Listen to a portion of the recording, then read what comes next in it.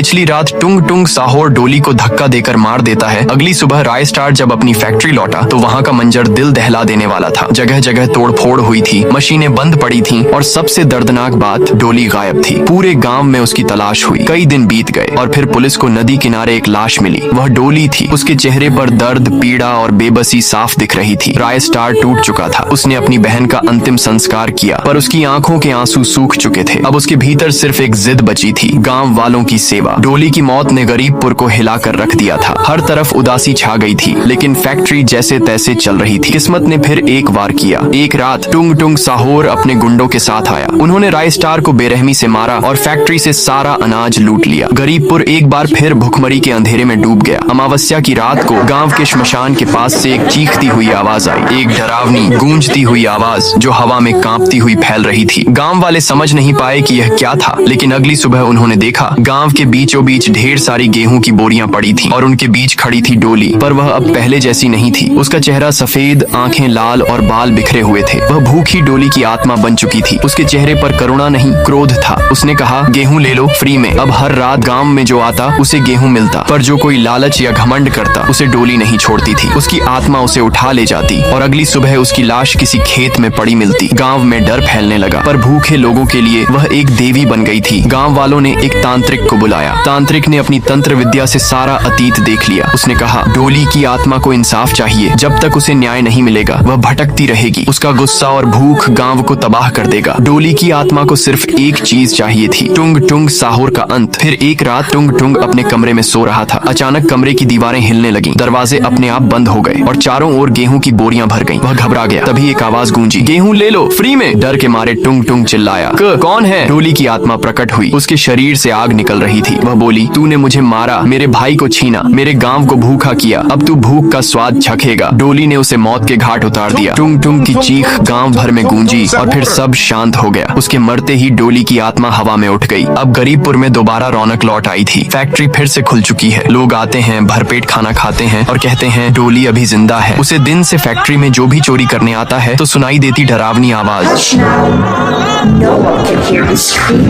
अगर आपको ये वीडियो पसंद आया तो कमेंट में लिखो, डोली अभी जिंदा है।